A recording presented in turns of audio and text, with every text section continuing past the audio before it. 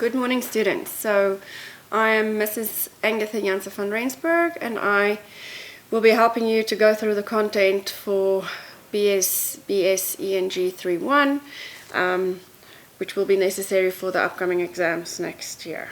Okay. So it's important to focus on the following things that we will be discussing today. Make sure that you go through your study notes and that you do understand the different topics. So the first one would be to understand the three major moods in English. First of all, we need to know what is mood. Mood is the form a verb takes to show how it is to be regarded. For example, as a fact, as a command, as a wish, or an uncertainty. The three different moods that we do get in English would be the indicative mood, the imperative mood, and the subjunctive mood. So indicative would be to use or to make factual statements or pose questions. And there are examples, so use these examples or so that it explains to you. The sky is clear tonight. She stopped during the third lap. The aliens will be unable to breathe on air. So that is a statement. Imperative mood is to express something or to request or to command. Drive the car, please drive the car. So these fit well with the different types of sentences. So don't get confused with those though. And then the subjunctive mood would be showing a wish or to show doubt. I suggest that Dawn drive the car. I suppose that Dawn be asked to drive the car. So just focus on those. Okay, the next one would be the common elements of scaffolding. These are very important, and these are please use this as a guideline, but then also make sure that you will be able to give examples of your own examples. So the following are the elements. The following are elements of scaffolding, and those are defining tasks, direct or indirect instruction, specification and sequencing of activities, modeling and exemplification and simplification, reinforcing, questioning, provisions of material, equipment and facilities, and then other environmental contributions. Please do make sure that you put your own example with these, because usually I would ask, list the elements of scaffolding and give an example of what it means. What does it mean to study a language in context? That would usually be a longer question and for more marks. Make sure that you understand what it means and that you actually can write on your own, because you would need to explain it or describe it, so you will have to put a little bit of your own thinking there as well and not just list it. But to study a language in context means, when we refer to studying a language in context, we mean that the facts or rules that we learn about the language is offered in a specific context, for example, in a story or in a song or in a game. So a specific way it is presented. While studying or reading the stimulus material, the language aspects, for example, verbs, nouns, adverbs, are identified, learned, and practiced. Having made the last statement, I have to point out that we do find it necessary sometimes to revert to the teaching of language rules. Not always. So at times you will have to explain a little bit more and go back to the rules. This becomes necessary sometimes because, after all, we are teaching a second language. It is not the child's natural mother tongue, and all aspects of the language are not known to the learners. The teacher has to make the call. When must rules be taught, and when can the learners learn the required aspects by practicing with no reasoning? So the best way for students to learn a second language would be to actually just, through everyday use, through playing games, through listening to songs, through reading stories and making up your own stories, rather than just drilling and putting focus on rules. Those are necessary, but you need to apply your judgment, as it said. Okay, very important aspect for teaching would be assessment, and there are two types of assessment. You get continuous assessment, and then you get summative assessment. And continuous assessment is also known as formative assessment. So continuous formative assessment means that you planned and scheduled this at the beginning of the year. It is kept very simple and as possible. Class activities, homework, or short tests on completion of a topic can be recorded for continuous or formative assessment. Assessment must be recorded systematically throughout the year, inform learners and parents about progress and achievements, and to initiate compensatory teaching when needed.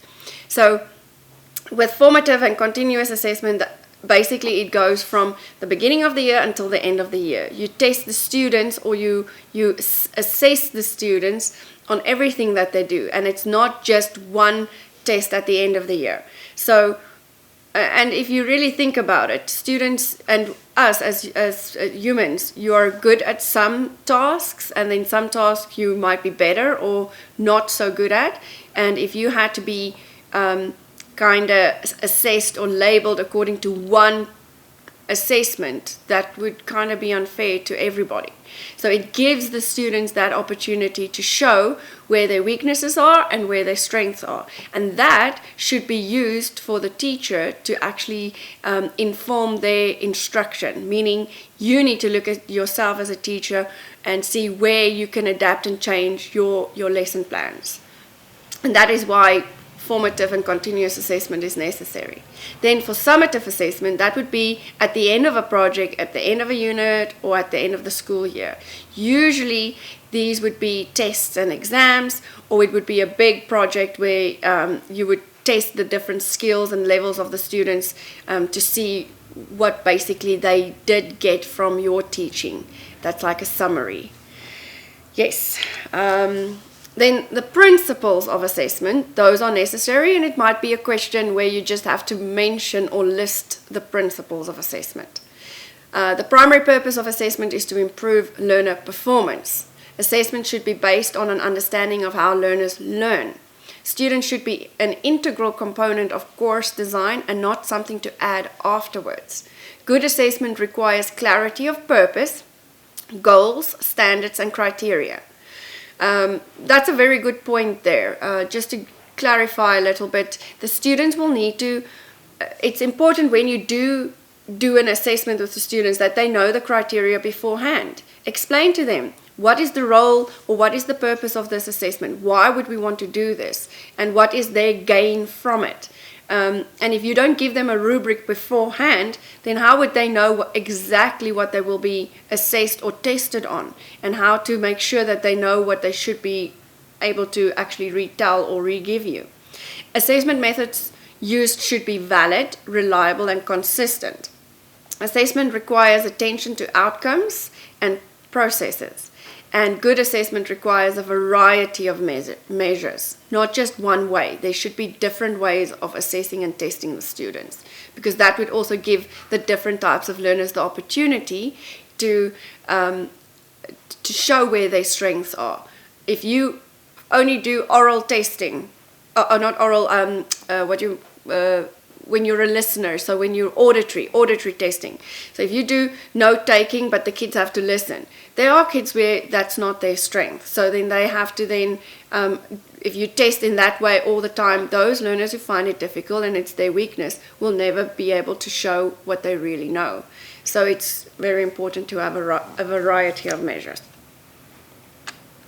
Okay, the following would be, the next thing, it would be types of sentences. It's important that you know what it's named or what it's called, and then to give an example of the type of sentence. I would definitely ask this in an exam. So the first one would be declarative sentences. That's where you give information. It's a statement. You give a fact, and you declare something. So the dog went to the county fair. You make a statement. It is what it is. She saw the dog eating popcorn. It's a statement. And that usually obviously starts with a capital letter and it ends with a full stop. There's no other punctuation marks in those types of sentences. Then you have the interrogative sentence, and that's the questions. and usually you would start with who, what, where, when, why, and how, and they usually end with a question mark. Have you ever been to a county fair? What is your name? What is your favorite color? Those are all interrogative. And if you think about it, interrogative means that you interrogate somebody, you ask questions, you want to know more information. So, hence the name. Then, an imperative is a word expressing a command, and those are called the imperative sentences. That is to give instructions, requests, or demands, and you basically tell someone what to do or reflect something you want to happen. And those sentences usually have an exclamation mark at the end. And not always, but it depends on what the tone of the sentence are. But have fun at the fair, come to the fair with me. So there are different ways of how you can structure these sentences. And then the last one would be the exclamatory sentence. That is where you show strong feelings and excitement and you express exactly how you feel. And these definitely always end in an exclamation mark. Wow, he must really love popcorn. And then you end it with an exclamation mark because it's excitement. It's like you cannot believe that this is happening. Okay. So the 4 different types of sentences, make sure you know what it's named or called and to give an example of your own. Then prepositional phrases. It is a group of related words having neither subject nor predicate, and it is equivalent to a single part of speech. A phrase that consists of a preposition and its object with modifiers is called a prepositional phrase. A prepositional phrase can be an adjective too. She is a wealthy person. She is a person of wealth. And if you say she is a person of wealth, that would be the prepositional phrase. The book with the tattered cover has been read many times. So with the tattered cover would be the prepositional phrase because it tells you more about it. It acts like an adjective.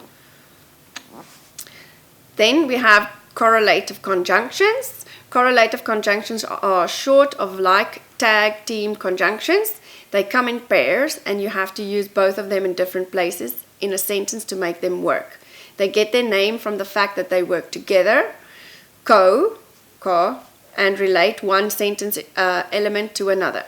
Correlative conjunctions include pairs such as both and, either or, neither nor, not but, and not only but also. For example, I want either the cheesecake or the chocolate cake. I'll eat them both, not only the cheesecake but also the chocolate cake. Then we come to passive and active voice. Active voice. The subject is doing the action. So it's active. It's busy as it is doing it. Passive voice, always think about it like sitting back and just waiting for somebody to help doing it. So active voice is a straightforward example is the sentence Steve loves Amy. Steve is the subject and he is doing the action. He loves Amy, the object of the sentence. So Steve is the subject, loves is the action, and Amy is the object. Passive voice, the target of the action gets promoted to the subject position. Steve loves Amy. I would say Amy is loved by Steve. The subject of the sentence becomes Amy, but she isn't doing anything. Rather, she is just the recipient of Steve's love. The focus of the sentence has changed from Steve to Amy. And that's how you could change it. A possible question in the exam could be, take the following active voice sentences and change them into passive voice sentences. Another way would be maybe identify whether the following sentences would be active or passive voice. So you will have to either identify it or you need to change it. So you need to know the difference between passive and active voice. Then we have gender-specific nouns. A gender-specific noun refers specifically to a male or a female. In English, the gender of most nouns is neuter. However, if a noun refers to something obviously male or female, then its gender will be masculine or feminine, as determined by the meaning. Now, I wouldn't pay too much attention to this section of the manual, but you need to know these. These are easy marks. Because the only way I could ask them would say, change the following masculine nouns into feminine nouns, and then you need to know what they are. So scan through it, just check that you go through them, because I have seen in the past that many of you actually don't know anything about the gender-specific nouns, and then you lose quite a lot of marks, and they are easy marks. Okay, using novels to teach adverbs. This could also be a very long question, or a question that counts a lot of marks, so you will have to elaborate and explain what is meant by this. After you have read and discussed the story, do the following. Choose 10 sentences from the story, or make up your own sentences about the story. In these sentences, use verbs, for example, walk, ran, cried, sing, will come, talk, but do not add any adverbs. Write the 10 sentences on sentence strips. Divide the class into 10 groups. Each group receives one sentence strip. Each group has to write down 10 words describing the verb. And then they have to create their own adverbs. And that's how they will then determine themselves. There we go. This is adding to the verb, so we call them adverbs. Each member of the group gets the opportunity to read out their sentence with one of their adverbs included. You can do this as a class competition where each learner who gives a correct sentence receives a point for the team, and each learner who uses 2 adverbs in the same sentence receives 2 points. You can change it as you think, but explain how you could use novels to teach adverbs in a class. Then we have 10 rules which should be followed when writing multiple choice questions. This is very important to actually keep in mind, especially if you are going to set up tests and exams that include multiple choice questions. The first rule is that test comprehension and critical thinking, not just recall. This is where Bloom's taxonomy comes in. The basic one is recalling and memorizing. You don't want to just test the first basic level. You want to test how high the kids can go up to, analyzing, synthesizing, all of those types of ways, and that's why we say critical thinking. Number 2, use simple sentence structures and precise wording. I'm pretty sure we've all had tests where we had to do multiple choice, and it's actually more difficult because when you give options of answers, they are all very similar and they all sound very similar. So if you don't really know your work well and you're guessing, it's all about luck then. Okay, number 3, place most of the words in the question stem. Make all distractors plausible. Keep all answer choices the same length. Avoid double negatives. Mix up the order of the correct answers, meaning don't always have your answer on A, or C, C. You have to have like random numbers letters. Keep the number of options consistent. Avoid tricking test takers. And use all of the above and none of the above with caution. These are the 10 rules that you need to know when setting up exams. But for the actual exam, I might just say mention the 10 rules that you need to apply or follow for multiple choice questions. Why use peer marking in English when teaching grammar? An English teacher has a number of options how to mark and assess writing done by learners. Mark everything yourself, which depending on your class sizes and depending on how much the kids had to write would be doable or not. Discuss the answers or possible responses and allow learners to mark their own work, or allow the learners to mark each other's work, which is peer marking. All these methods are valid and acceptable. We must just always remember that if the marks are going to be recorded, the learners may not be allowed to mark. I find it very important that learners do mark their own or their classmates' work from time to time. This is a valuable method of teaching and practicing why some answers are wrong and how to correct the answers. So you have to plan for peer assessment within your teaching. But when you do record or when you share information or results with parents, then you cannot take the ones that the kids have marked. But these marks may never be used for continuous assessment purposes or for other purposes or of promotion. The teacher should always control what the learners did. To validate their marking, you are required to sign and date the exercises marked by your learners.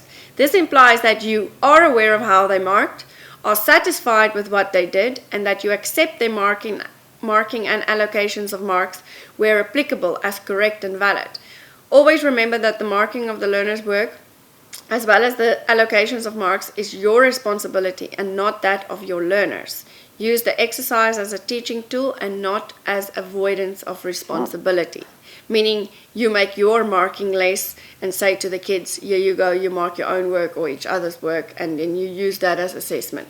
You can record it and you can show the parents and say, these were done or marked by the students, and then they could see, just have a look at it. So it's just extra information.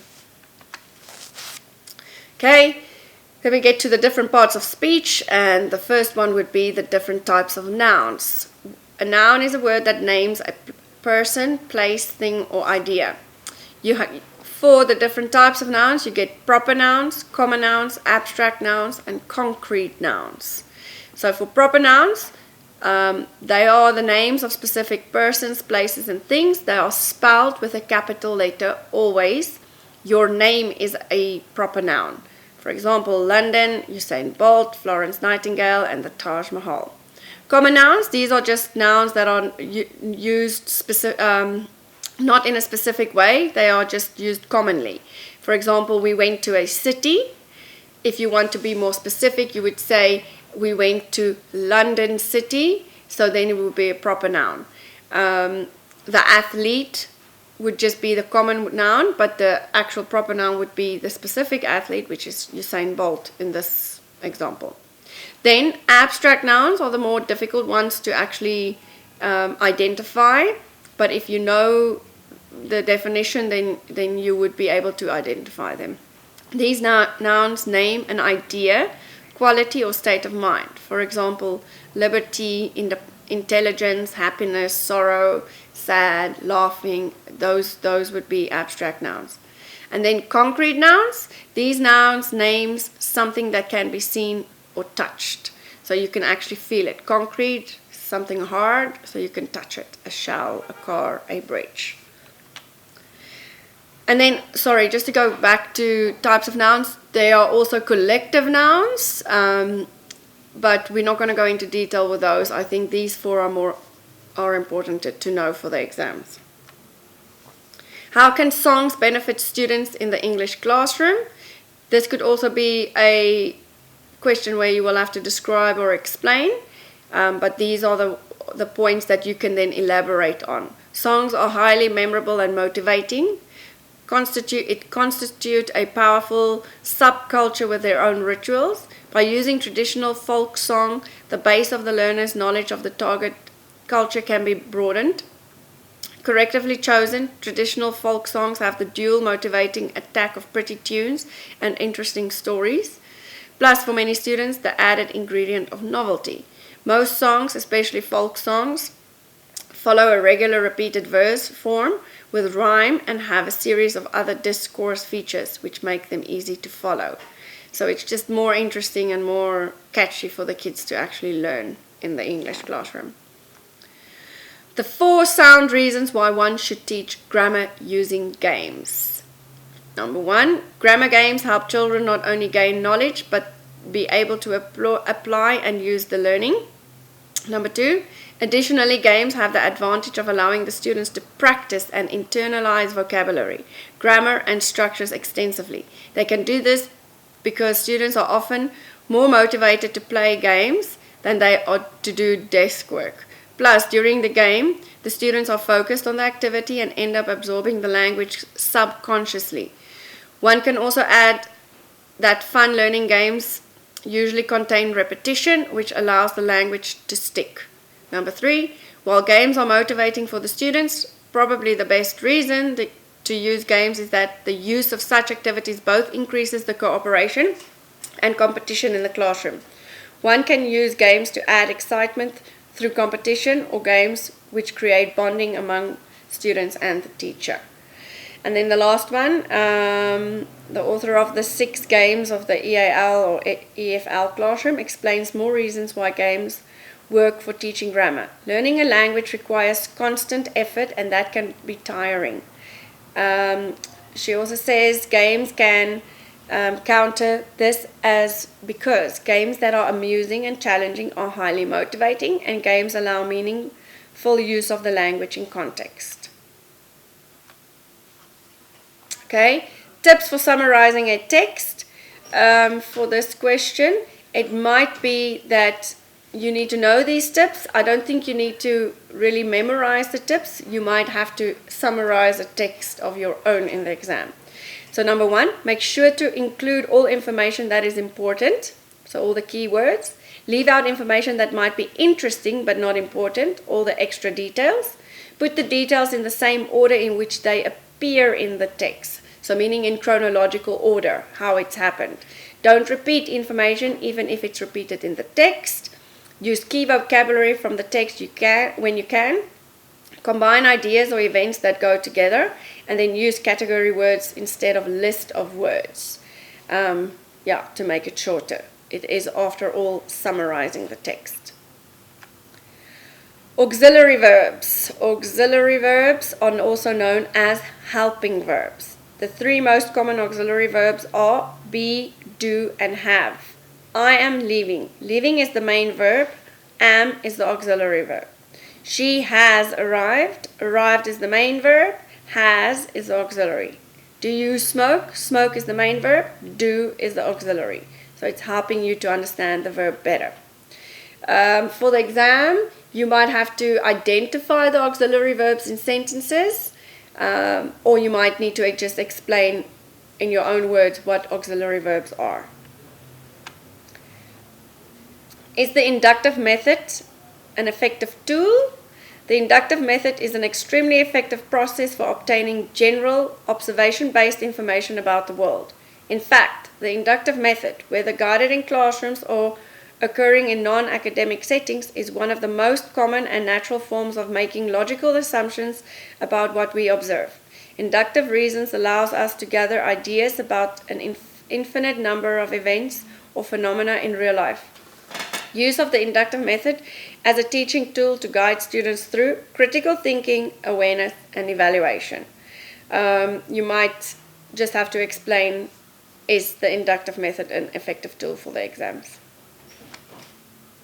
Types of inductive methods. So there are different types that you can apply, and then I might ask you to explain 1 or 2 of them or a few of them.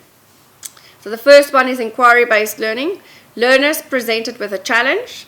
They will require knowledge that has not been covered. They will have to ask questions and find solutions. They have to make observations and give explanations. They will have to take data and then have to analyze it, and then they have to come up with a hypothesis and then a testing. And that's what inquiry-based learning is all about. Discovery learning is the second one. Learners receive a problem to find a solution themselves. Teacher is only the facilitator and gives minimum assistance. Learners to find solutions by trial and error, and this is also called guided discovery. Then you have problem-based learning. Learners faced with a real-life problem. It involves collaborative learning and group work. Collectively, learners formulate and evaluate various solutions, and the emphasis is on investigative processes and not the correct answer. It's actually more about how they got to where they were. Then, project-based learning is an assignment to learners that requires a design or produce desired outcome. The final product can be either written or formal oral format, could be individual work or set as group work. Learners are provided with necessary background information, and the focus is on the solution. Then number 5 is a case-based learning. Learners presented with a real-life scenario. Scenarios are well structured and contains lots of detail. Learners need to apply already learned information.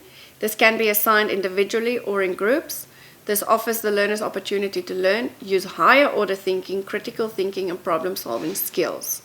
And then just-in-time teaching. Learners to receive conceptual questions in the beginning of the class. to be assessed immediately and usually digitally. Teachers use results of assessment to adjust the lesson plan. Okay, so yes, so you will have to be able to either list the 6 different inductive teaching methods, and then you have to give short descriptions of it, or I will ask you to explain a little bit about some of them. Then what's very important is to know the different parts of speech and to also give examples. So you need to know what a noun is, a pronoun, adjective, verb, adverb, prepositions, conjunctions, and interjections.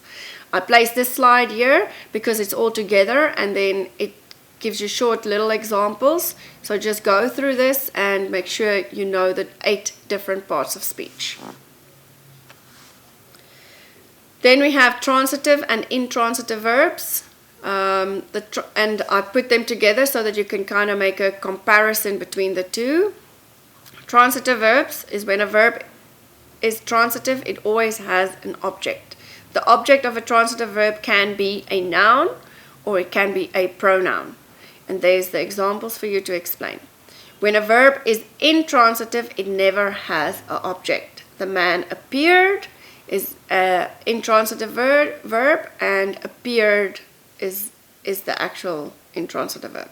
I sneezed, and sneeze is the intransitive verb, and I fell off my bike would be a prepositional phrase, and then the ball rolled away would be an adverb, would be away. So I would probably ask you to make a comparison between transitive and intransitive verbs with examples. Then also probably make a comparison between adjuncts, disjuncts, or conjuncts, or I could ask you to give a short description with an example for these 3. An adjunct is an integral part of the sentence. It provides the reader with information which is additional to that contained in the subject, verb, object, or complement. They convey information about where, when, how, and why. A disjunct are adverbial words, phrases, and clauses which enable the speaker or writer to express beliefs or opinions about what they are communicating. They signal the attitude of the speaker and the writer. For example, obviously, unfortunately, personally, I feel. So depends which word you use. And then conjuncts are those adverbial words or phrases and clauses which have a cohesive function, connecting different sections of a text. We generally use them at or near the beginning of a sentence, and they provide a link to the previous sentence or paragraph. Types of adverbs you will need to know. You might have to identify. So I would give you sentences, and then I would say identify what type of adverb is being used in the sentence. So adverbs of manner. These adverbs describe the manner of an action or the way of an occurrence of an action. They are living happily. She completed her work nicely. Adverbs of place. These adverbs describe the place of the occurrence of an action or regarding an action. They were coming here. They live somewhere in Paris, so it indicates somewhere. Adverbs of time. These adverbs state the time of occurrence of the action. I will go to school tomorrow. I am still waiting for my friend. Okay. Then, what is the difference between a clause and a phrase? The clause is a part of a sentence that contains a subject, a noun phrase, that actively performs an action, which is in a finite verb form. A phrase is a part of a clause or a sentence. As against, a clause is a sentence fragment. A clause has a subject and a predicate, where a phrase doesn't. A phrase is described as a group of 2 or more than 2 words related to one another that constitute a single unit. On the other extreme, the clause is a part of a sentence that contains a subject that actively performs an action. A phrase is a part of a clause or a sentence. As against, a clause is a sentence fragment. Remember that. A clause has a subject and a predicate, whereas a phrase doesn't. A phrase cannot stand alone, as it does not convey a meaning. In contrast, a clause is a standalone statement which conveys a thought or an idea. You will have to tell me the difference between a clause and a phrase and give examples of your own. So types of phrases. You get noun phrases, verb phrases, adverbial phrases, gerund phrases, infinite phrases, and prepositional phrases. For the exam, I would most probably give you sentences and then say to you, identify the type of phrase that's been written or that's been shown in the sentence. Types of clauses. You get the adverbial clause, an adjective clause, independent clause, dependent clause, and a noun clause. You need to know these and you need to know the different examples. And there we go. That is all for ENG31. If you have any questions or you need a little bit more elaboration on one of the topics of the subject, please SMS me and I will try and get back to you as soon as possible to see where we can help. Thank you and good luck with the exams.